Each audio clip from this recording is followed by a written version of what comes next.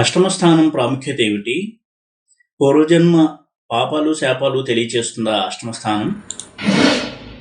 అష్టమం నుంచి మనము తీవ్రమైనటువంటి కష్టాలు, నిరాశ, నిస్పృహలు చూడవచ్చా?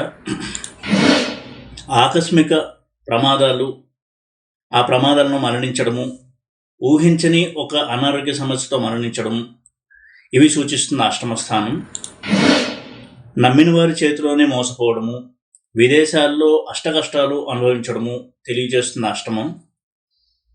ఈ విధంగా 8th హౌస్ గురించి కొన్ని విషయాల్ని ఈ వీడియోలో నేను తెలియజేస్తాను.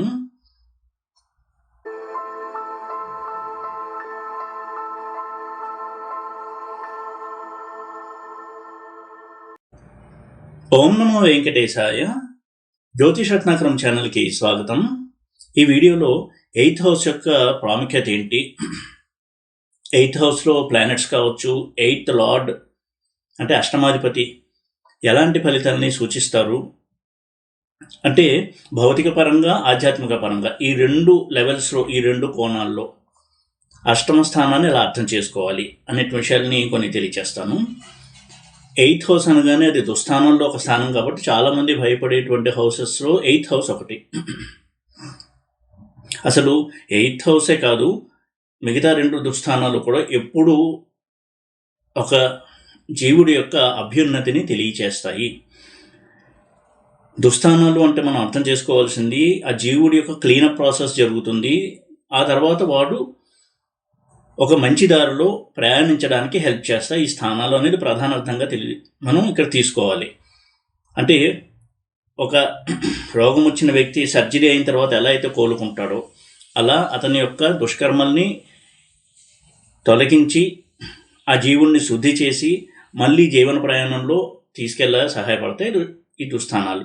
ఇది ప్రధాన అర్థంగా తీసుకోవాలి. అయితే ఆ ప్రాసెస్లో కొన్ని కష్టాలు, నష్టాలు, అవమానాలు ఎదుర్కొంటారు కాబట్టి వాటిని దుస్థానాలు అన్నారు. అవి కష్టాలను ఇస్తాయి కాబట్టి. కానీ ఆ కష్టాల తర్వాత వచ్చే ప్రయోజనం చాలా లాంగ్ స్టాండింగ్గా ఉంటుంది, మనతో నిలిచి ఉంటాయి ఆ ప్రయోజనాల్ని. మనం అందులోనూ దాన్ని అర్థం చేసుకుని ఆ విధంగా మనం మలుచుకుంటే.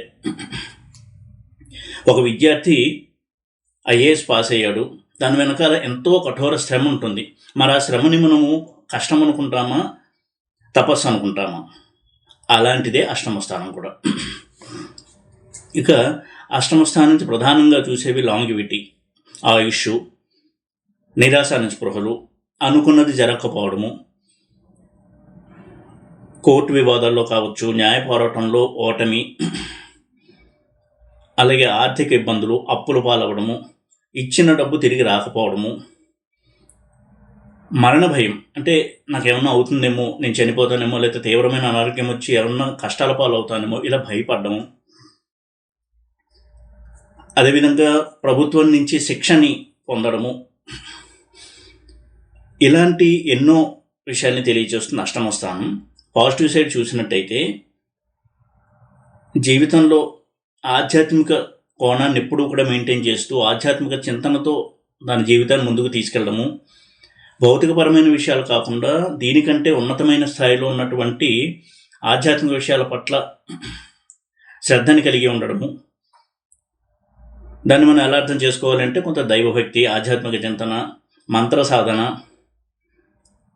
సీక్రెట్ నాలెడ్జ్ అంటాము, గుప్త విద్యలు, ఆధ్యాత్మిక విద్య కావచ్చు, మంత్ర విద్యలు, జ్యోతిష్యము, వీటి పట్ల అనురక్తి, వీటిని కూడా తెలియజేస్తుంది అష్టమ స్థానం.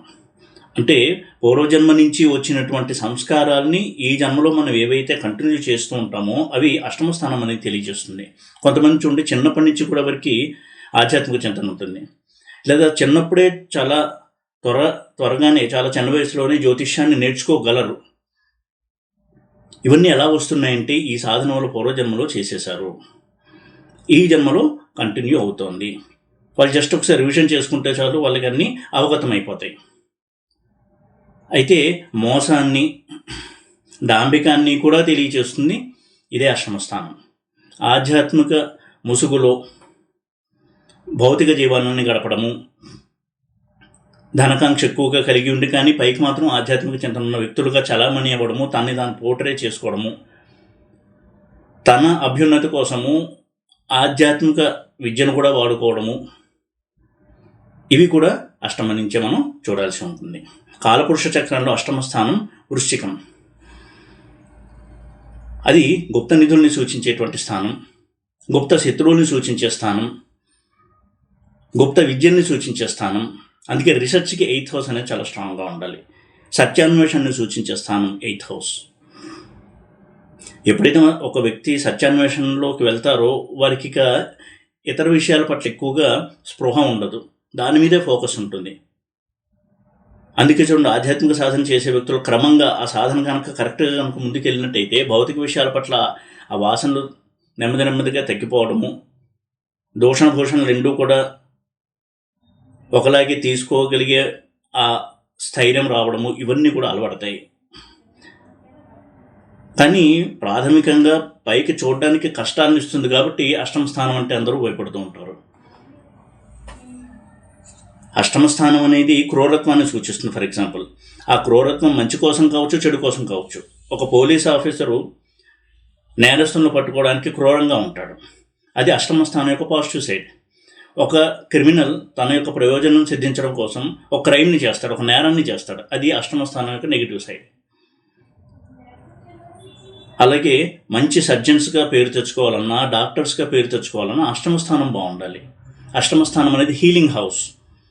ఉపశమనము లేదా కష్టం నుంచి విముక్తి కలిగించడము, ఇటువంటి వాటిని సూచించే హౌస్ అష్టమ స్థానం 8th హౌస్. మంచి డాక్టర్లుగా పేరు తెచ్చుకోవాలన్నా, ఆస్ట్రాలజర్స్గా పేరు తెచ్చుకోవాలన్నా, మంత్రవేత్తలుగా పేరు తెచ్చుకోవాలన్నా 8th హౌస్ యొక్క బ్లెస్సింగ్ అనేది ఉండి తీరాలి.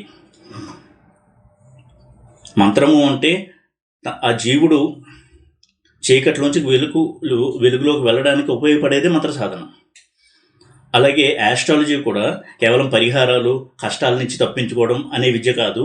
తానేంటో తెలుసుకుని తనని తాను సంస్కరించుకునేలా తన గురించి తనకి చెప్పే విద్య జ్యోతిష విద్య. అయితే ఇప్పుడు దాని డెఫినేషన్ పూర్తిగా మార్చేశారు, అది వేరే విషయము. దాన్ని స్వప్రయోజనం కోసం వాడుకుంటున్నాం, అది కూడా అష్టమ ప్రభావమే.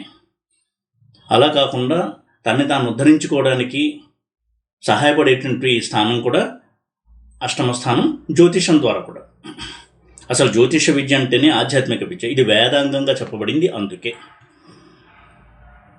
కష్టాల నుంచి తప్పించుకోవడం జ్యోతిషం చెప్పలేదు, కష్టాలను ఎలా ఎదుర్కోవాలి, నువ్వు ఏ పనులు చేయడం వల్ల ఈ కష్టాలు వచ్చాయి పూర్వజన్మల్లో అని తెలియచేసి ఆ పనులు చేయకుండా అటువంటి సంస్కారాలని విడిచిపెట్టు అని చెప్పడానికి ఒక సాధనం జ్యోతిషం. ఇక అష్టమ స్థానం అంటే చతుర్థ స్థానానికి 5th హౌస్. 4, 8, 12 ఈ మూడు కూడా మోక్ష త్రికోణ స్థానాలు. అంటే జీవుడి యొక్క ప్రయాణంలో ఆధ్యాత్మికత వైపుకి వెళ్ళడానికి సహాయపడే స్థానాలు 4th house, 8th house, 12th house. ఎప్పుడైతే 4th హౌస్కి 5th హౌస్ అవుతుందో అంటే 4th హౌస్ నుంచి 5వ ఇల్లు. మనం పూర్వజన్మలో చేసిన పుణ్యకర్మలు కావచ్చు, పాపకర్మలు ఏంటి అని తెలియచేసేటువంటి హౌస్ 8th హౌస్.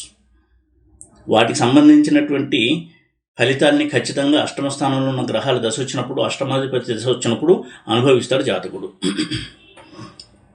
అయితే ఆ ప్రాసెస్లో ఎంత రాజయోగం ఉన్నా కానీ కష్టాల నుంచే ఆ రాజయోగం అనేది ట్రిగర్ అవుతుంది, యాక్టివేట్ అవుతుంది. ఉదాహరణకి విపరీత రాజయోగం దుస్థానాలకు సంబంధించినటువంటి రాజయోగం. దుస్థానాధిపతులు ఒకళ్ళిళ్లలో ఒకళ్ళు ఉంటే అది విపరీత రాజయోగంగా చెప్పబడింది. అంటే అంతవరకు కూడా నార్మల్ లీడ్ చేస్తున్నటువంటి వ్యక్తి సడన్గా లైమ్ లైట్లోకి రావడము, అది ధనవంతుడు అవడం కావచ్చు, పేరు ప్రఖ్యాతులు రావడం కావచ్చు, ఒక ఆవిష్కరణ ద్వారా అందరి దృష్టిని ఆకర్షించడం కావచ్చు. ఇటువంటివి ఎందుకు జరుగుతాయి అంటే వారికి ఆ విపరీత రాజయోగం అనేది వెళ్ళి యాక్టివేట్ అయింది. అంటే ఒక కష్టం ద్వారా, సాధన ద్వారా ఏదైనా సాధించడం అని తెలియజేస్తుంది విపరీత రాజయోగం. కొంతమంది పుట్టుకతోనే ధనవంతుల ఇళ్లలో పుడతారు, కష్టం అంటే ఏంటి అనేది తెలియకుండా పడతారు. అటువంటి విజయాలను ఇవ్వదు అష్టమ స్థానం. స్వయం కృషితో, తన ప్రతిభతో, తన పూర్వజన్మ సంస్కారాలతో, సాధనతో ఆర్జించుకున్నటువంటి జ్ఞానము, పుణ్యము ద్వారా పొందే సక్సెస్ని సూచిస్తుంది అష్టమ స్థానం. అలాగే 8th హౌస్ అనేది పూర్వజన్మలో చేసిన పుణ్యాన్ని సూచిస్తుంది, పాపాన్ని, శాపాన్ని కూడా సూచిస్తుంది. మన యొక్క ధనబలంతో, ధనమదంతో, అహంకార ధోరణితో పాస్ట్ లైఫ్లో కనుక ఏదైనా దైవాపచారం కనుక చేసినట్టయితే దానికి తప్పకుండా ఈ జన్మలో అష్టమ స్థానం అనేది యాక్టివ్గా ఉంటుంది. అంటే అష్టమ స్థానంలో పాపగ్రహాలు ఉండడము, వాటి దశ రావడము, అష్టమాధిపతి దశ రావడము, అష్టమ స్థానంలో వక్రించిన గ్రహాలు ఉండడము, అష్టమాధిపతి నీచలో ఉండడము, అష్టమ స్థానంలో నీచలో ఉన్న గ్రహాలు ఉండడము, ఇవన్నీ కూడా మనకి ఒక సూచనని ఇస్తాయి. నీ పాస్ట్ లైఫ్ ఇలా ఉంది, ఆ బ్యాడ్ కర్మస్ నిన్నిప్పుడు ఇలా నడిపిస్తున్నాయి అనే ప్రధాన అర్థాన్ని తీసుకుని మనము సంస్కరించుకునే ప్రయత్నం చేయాలి, రెమెడీస్ వెనక పరిగెత్తకుండా. ఒక్కొక్క గ్రహము ఒక్కొక్క రకమైనటువంటి పాపాన్ని శాపాన్ని తెలియజేస్తుంది, పూర్వజన్మలో చేసినటువంటి పాపాలు శాపాలు. ఉదాహరణకి రవి పితృ సంబంధమైనటువంటి శాపము లేక పాపం తెలియజేస్తుంది. చంద్రుడు మాతృ సంబంధమైనటువంటి శాపాన్ని తెలియజేస్తాడు. అలాగే కుజుడు సోదరులతో, స్త్రీల విషయంలో భర్తతో, లేదా భూ కబ్జాలు లాంటివి చేయడం, ఇతరుల ఆస్తిని లాగేసుకోవడం బలవంతంగా, అన్యాయంగా, ఇటువంటి వాటిని సూచిస్తుంది కుజుడు యొక్క అష్టమ స్థితి. ముఖ్యంగా వక్రించి కనుక ఉన్నట్టయితే కుజుడు, బుధుడు ఇలాంటి గ్రహాలు ఈ తీవ్రత ఎక్కువగా ఉంటుంది. అది బలమైనటువంటి సూచన ఇస్తుంది. బుధుడు కనుక అష్టమంలో ఉన్నట్టయితే నెగిటివ్గా అంటే వక్రించి ఉండడము, నీచలో ఉండడము, అష్టంగతం చెంది ఉండడము, ఈ గ్రహాలన్నీ కూడా. దాని అర్థము పూర్వజన్మలో మనము బంధువులతో అన్యాయంగా ప్రవర్తించడము, లేదా ఆర్థికపరమైనటువంటి వ్యవహారాల్లో తీవ్రమైనటువంటి అన్యాయాలు చేయడము, అనైతికమైనటువంటి ప్రవర్తన కలిగి ఉండడము, ఇలాంటివి చేసినప్పుడు బుధుడి నుంచి కష్టాలు వస్తాయి. వారి బుద్ధిని, వారికి ఉన్నటువంటి తెలివిని అక్రమార్జన కోసము, అన్యాయాల కోసము కనుక వాడినట్టయితే ఈ జన్మలో వారికి తెలివి ఉంటుంది, కానీ దానివల్ల అన్ని వారి కష్టాలు కొని తెచ్చుకుంటారు. మాటల వల్ల కష్టాలు, తను చేసినటువంటి పనుల వల్ల కష్టాలు, కమ్యూనికేషన్ గ్యాప్ వల్ల కష్టాలు, ఇలాంటివన్నీ కూడా చుట్టుముట్టుకుంటాయి. అలాగే గురువు కనుక ఉన్నట్టయితే గురువు వల్ల వచ్చే శాపం దైవాపచారము, గురువుకి ఏదైనా అపచారం చేయడము, ఇలాంటివి సూచిస్తుంది అష్టమంలో గురువు ఉన్నట్టయితే. స్ట్రాంగ్గా స్వక్షేత్రంలో గురువు అష్టమం అయ్యి ఉంటే పర్వాలేదు. అలా కాకుండా గురువు అష్టమంలో ఉన్నాడంటే ప్రధాన అర్థం తీసుకోవాల్సింది దైవశాపము, గురుశాపము ఉంది. వారి పట్ల మనము సరిగ్గా వ్యవహరించలేదు, లేదా మన స్వార్థానికి శాస్త్రాన్ని, గురువుల్ని వాడుకుని తర్వాత వాళ్ళని అవమానించాము, ఇలాంటి అర్థాన్ని తీసుకోవాలి. శుక్రుడు అష్టమంలో ఉన్నాడు అంటే అర్థము స్త్రీల పట్ల అన్యాయంగా ప్రవర్తించడము, వారిని పెళ్లి చేసుకుని వదిలేయడము, లేదా వివాహం అయిన తర్వాత వేరే స్త్రీలతో సంబంధాలు కలిగి ఉండడం, ఇలాంటివి చేసినప్పుడు స్త్రీ శాపం అనేది వారికి ఈ జన్మలో కంటిన్యూ అవుతుంది. అలాగే శని అష్టమంలో ఉన్నాడు అంటే తనకున్నటువంటి బలం కావచ్చు, ధనం కావచ్చు, హోదా కావచ్చు, వాటిని మిస్యూజ్ చేసి తన స్వార్థం కోసం వాడుకుని ఇతరులకి అన్యాయాన్ని చేయడము ప్రధానంగా. అంటే తనకున్న అధికారం ద్వారా అక్రమార్జన చేయడమే కాదు, ఇతరులకు ఉన్నటువంటి సౌకర్యాలు, సంపదలు వాటిని కూడా లాగేసుకోవడము, అబద్ధాలతో, మోసాలతో జీవితం గడపడము, ఇవన్నీ చేసినట్టయితే శని అష్టమంలో ఉండి తీవ్రమైన సమస్యలు ఇస్తాడు. అనారోగ్య సమస్యలు, సడన్గా ధనమంతా పోవడము, ఇలాంటివి కూడా ఇవ్వగలడు. అవమానాలు ముఖ్యంగా, అంటే ఒకరిని ఏడిపిస్తే అదే మనకి శాపంగా ఈ జన్మలో అవమానాల రూపంలో మనం ఏడ్చేలాగా చేసేటువంటి సంఘటనలుగా వస్తాయి. రాహు అష్టమంలో ఉన్నాడు అంటే అనైతికమైనటువంటి జీవితం గడిపేవు పాస్ట్ లైఫ్లో, అక్రమార్జన, హద్దులు లేని అనైతిక ప్రవర్తన, ఇటువంటివి ఉన్నప్పుడు రాహు అష్టమంలో తీవ్రమైన కష్టాలు ఇస్తాడు. కేతు అష్టమంలో ఉన్నాడంటే వైలెంట్ బిహేవియర్, క్రూర స్వభావము గతం నుంచి కంటిన్యూ అవుతుంది. చాలా తీవ్రమైనటువంటి నేరాలు చేశావు, దానికి శిక్షలు కూడా ఇప్పుడు అంతే తీవ్రంగా నువ్వు అనుభవించబోతున్నావు. ఎందుకంటే జ్యోతిషం నిష్కర్షగా చెప్తుంది మంచిని చెడుని. ఇక్కడ అది యాక్సెప్ట్ చేయడం మానేసి నాకు చెడంతా వెళ్ళిపోవాలి అని పరిహారాలు వెంట పరిగెట్టడం కూడా ఒక పాపమే. జడ్జి గారు ఒక నేరస్తుడికి శిక్ష వేశాడు అంటే శిక్ష అనుభవిస్తే అతను క్లీన్ చిట్తో బయటకు వచ్చేస్తాడు. అలా కాకుండా జైలు నుంచి గోడ దూకు పారిపోవాలని ప్రయత్నం చేస్తే ఇంకో ఏడాది ఎక్కువ పడవచ్చు. అలాంటివే పరిహారాలు. కష్టాల నుంచి పారిపోవడం కాకుండా కష్టాలను ఎదుర్కోమని చెప్తుంది జ్యోతిష్యం. అందులో చాలా ప్రధాన పాత్ర పోషిస్తుంది అష్టమ స్థానం. నిరాశ నిస్పృహలు, తాను ఎంతో మంచి స్టూడెంట్ అయి ఉంటాడు, కానీ అనుకోని సంఘటన జరిగి లేదా కొన్ని కారణాల వల్ల సరిగ్గా పర్ఫామ్ చేయలేకపోవడము, ఇంట్లో పరిస్థితులు సహకరించకపోవడము, ఇతరతర కారణాలు, అనారోగ్యం చేత సరిగ్గా రాయలేకపోవడము, ఏదో జరిగి నిరాశ నిస్పృహకు గురవడము, అనుకున్నంత నేను చదవలేకపోయాను అని బాధపడము. దాని అర్థము, ఇంతకుముందు ఎవరో చదువుకునేటువంటి వ్యక్తిని నువ్వు డిస్టర్బ్ చేశావు, వారికి విఘాతం కలిగించావు, కష్టపెట్టావు, అందుకే నీకు తెలివి ఉన్నా కానీ ఈ జన్మలో నువ్వు చదవాలి అనుకున్నటువంటి చదువును చదవలేవు. అందుకే అడ్డంకుల్ని, కష్టాన్ని సూచిస్తుంది అష్టమ స్థానం. ప్రతి రంగంలో డే టు డే లైఫ్లో కష్టాన్ని అనుభవిస్తూ జీవితాన్ని సాగించడం, పొద్దున్న లేచినప్పటి నుంచి ఏదో ఒక కష్టం ఆ మనిషిని ప్రేరేపించి ఆ రోజు గడిపేలా చేయడము, ఒక్కొక్కసారి మోయలేనంత కుటుంబ బాధ్యతలు మోయాల్సి రావడము, కుటుంబ సభ్యుల సహకారం లేకపోయినా వారు ఆ బాధ్యతలు నిర్వర్తించాల్సి రావడము, అన్నదమ్ముల నుంచి కావచ్చు, తల్లిదండ్రుల నుంచి, అక్కచెల్లెల నుంచి, ఎవరి నుంచి సపోర్ట్ లేకుండా ఒంటరిగా ఉండాల్సి రావడము, ఇవన్నీ సూచించే హౌస్ అష్టమ స్థానం. సడన్గా యాక్సిడెంట్స్, ఒక అనారోగ్యం వచ్చి సడన్గా చనిపోవడము, ఇవన్నీ సూచిస్తుంది అష్టమం. అలాగే తను నమ్మిన వారి చేతిలో, స్నేహితుల చేతిలో మోసపోవడాన్ని కూడా సూచించే స్థానం అష్టమ స్థానం.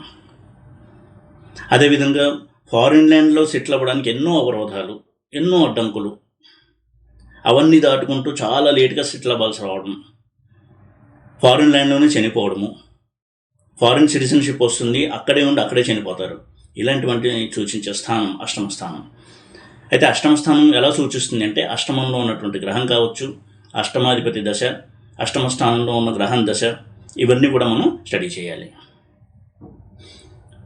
వక్రించిన గ్రహాలు అష్టమంలో ఉన్నాయి అంటే పూర్వజన్మ కర్మల ఫలితం బలంగా ఇప్పుడు అనుభవిస్తున్నాము అని అర్థము. అలాగే అస్తంగత్వం చెందినటువంటి గ్రహం అష్టమంలో ఉన్న సమస్యలు ఎక్కువగా ఉంటాయి. అష్టమంలో గ్రహం నీచపట్టిన ఇదే పరిస్థితి. ఒక్కొక్క గ్రహము ఒక్కో రకమైనటువంటి సమస్యను సూచిస్తుంది. రవి అష్టమంలో ఉండి ఎటువంటి కష్టాలు ఇస్తారని చూసినట్టయితే, పితరార్జితం సరిగ్గా అనుభవించలేకపోవడము, వారసత్వంగా తనకు రావాల్సిన ఆస్తి రాకపోవడము, ఆస్తి తగాదాలు, ఎప్పుడు కూడా ప్రాపర్టీ డిస్ప్యూట్స్లో ఉండడము, ఇటువంటి సమస్యలు. చంద్రుడు అష్టమంలో ఉన్నాడంటే మానసిక వేదన, చిన్నదాన్ని కూడా ఎక్కువగా చెలించిపోవడము, ఓవర్ థింకింగ్ చేయడము, చిన్న విషయాన్ని కూడా డిప్రెస్ అయిపోవడము, ఇటువంటి మానసికమైనటువంటి ఉద్వేగాలు అది తట్టుకోవడం కష్టంగా మారడము, తల్లికి ఎప్పుడు అనారోగ్యం వేధిస్తూ ఉండడము, లేదా తల్లితో సత్సంబంధాలు లేకుండా ఉండడము, ఇలాంటి ఫలితాలు. కుజుడు అష్టమంలో ఉన్నాడు అంటే ఎప్పుడు కూడా ఊహించిన సడన్ యాక్సిడెంట్స్ జరగడం, పెద్ద పెద్ద యాక్సిడెంట్స్ జరగడము, శస్త్రచికిత్సలు జరుగుతుండడం, సర్జరీస్, ఇలాంటివి. బుధుడు అష్టమంలో ఉన్నాడు అంటే ఫినాన్షియల్ మ్యాటర్స్లో, ఆర్థికపరమైన సంబంధాల్లో ఎప్పుడూ కూడా కష్ట నష్టాలు, ఒడిదుడుకులు, అప్స్ అండ్ డౌన్స్ అంటాం, ఇలాంటివి అనుభవించడము. గురువు అష్టమంలో ఉన్నాడు అంటే అర్థము విద్యను సరిగ్గా సాధించుకోలేకపోవడము, తను అనుకున్న విద్యను చదవలేకపోవడము, అలాగే ఆర్థిక వ్యవహారాలు ఎప్పుడూ కూడా లాసెస్ అంటే అప్స్ అండ్ డౌన్స్, నష్టాలు వస్తుంటాయి, అది కొంత తేరుకుని పైకి వస్తారు, మళ్ళీ ఏదో ఒక నష్టం రావడం, ఇటువంటి పరిస్థితి. కుటుంబ సభ్యుల నుంచి సహకారం లేకపోవడము, సంతాన విషయంలో ఏదో ఒక సమస్య, వీరు అనుకున్నట్టుగా సంతానం లేకపోవడము, వారి ప్రవర్తన, ఇటువంటివి. శుక్రుడు అష్టమంలో ఉన్నాడు అంటే అర్థం ఎడిక్షన్స్, గ్యాంబ్లింగు, బెట్టింగు, మద్యపానము, పరస్త్రీ వ్యామోహము, ఇటువంటి వాటి ద్వారా ధనాన్ని నష్టపోవడము, పరువు పోగొట్టుకోవడము, ఇలాంటివన్నీ సూచిస్తుంది. శని అష్టమంలో ఉన్నాడు అంటే అర్థము చాలా కష్టతరమైనటువంటి బాధ్యతతో కూడుకున్నటువంటి లైఫ్ ఉండడము. వారు చాలా మంచి క్యారెక్టర్ ఉన్నటువంటి వ్యక్తులు ఉంటారు, కానీ వారు ఎప్పుడు కూడా వారు చేసిన పనికి వారు గుర్తింపును పొందరు. కాబట్టి గుర్తింపును ఆశించకుండా పనిచేస్తూ ఉండడమే శని అష్టమంలో ఉండి ఇచ్చేటువంటి మెసేజ్. ఎందుకంటే పూర్వజన్మలో తనకున్నటువంటి అధికారాన్ని దుర్వినియోగం చేశావు కాబట్టి ఇప్పుడు నువ్వు కష్టపడాలి, దానికి గుర్తింపు రాదు. దాన్ని యాక్సెప్ట్ చేసి ఎప్పుడైతే చేస్తూ ఉంటామో ఆ కర్మ క్షయమవుతుంది. ఆ తర్వాత శని భగవానుడి వాళ్ళని ఆశీర్వదిస్తాడు కూడా. అయితే ఆ ఓర్పును కలిగి ఉండాలి. శని అంటేనే ఓర్పును నేర్చుకో అని చెప్పేటువంటి గ్రహం. రాహు అష్టమంలో ఉన్నాడు అంటే ప్రీవియస్ లైఫ్లో కూడా, అంటే పాస్ట్ లైఫ్లో కూడా అన్యాయాలు అక్రమాలు చేసి జీవితంలో పైకి రావాలనేటువంటి మనస్తత్వం ఉంది, ఇప్పుడు కూడా అదే కంటిన్యూ అవుతుంది. కానీ దాని ద్వారా ఎన్నో కష్టాలను అనుభవిస్తూ ఉంటారు. అనైతికమైన దారుల్లో సంపాదించాలనే వాటి పట్ల ఆసక్తి. పాజిటివ్ సైడ్ చూసినట్టయితే సత్యాన్వేషణ, రీసెర్చ్, ఇటువంటి వాటిలో మంచి ప్రగతి. కేతు విషయానికి వచ్చినట్టయితే సివియర్ హెల్త్ ఇష్యూస్, అంటే తీవ్రమైనటువంటి అనారోగ్య సమస్యలు, సడన్ యాక్సిడెంట్స్, తీవ్రమైనటువంటి యాక్సిడెంట్స్, వాటి ద్వారా ఒక్కొక్కసారి ప్రాణం పోవడము, తీవ్రమైన కష్టాలు కలగడము, ఇటువంటివి సూచిస్తాడు కేతువు. ఇవన్నీ కొన్ని క్లుప్తంగా బుల్లెట్ పాయింట్స్గా మాత్రమే చెప్పడం జరిగింది. అయితే 8th హౌస్ యొక్క తత్వాన్ని అర్థం చేసుకోవడం చాలా చాలా ముఖ్యము. 8th హౌస్ ఇచ్చేటువంటి కష్టాలకు అర్థము మన పూర్వ కర్మలే. ఇది ప్రధానంగా కనుక అర్థం చేసుకున్నట్టయితే ఆ నిరాశ నిస్పృహలకు వెళ్లకుండా మనని మనం ఉద్ధరించుకునేటువంటి ప్రయత్నం చేస్తాము. తద్వారా ఉత్తమ జీవుడిగా కూడా మనం ఎదుగుతాము. ఇదే మనకి అష్టమ స్థానం ఇచ్చేటువంటి మెసేజ్గా తీసుకోవాలి. ఈ వీడియో కనుక మీకు నచ్చినట్టయితే లైక్ చేసి, షేర్ చేసి, సబ్స్క్రైబ్ చేయండి. ఓం నమో వెంకటేశాయ.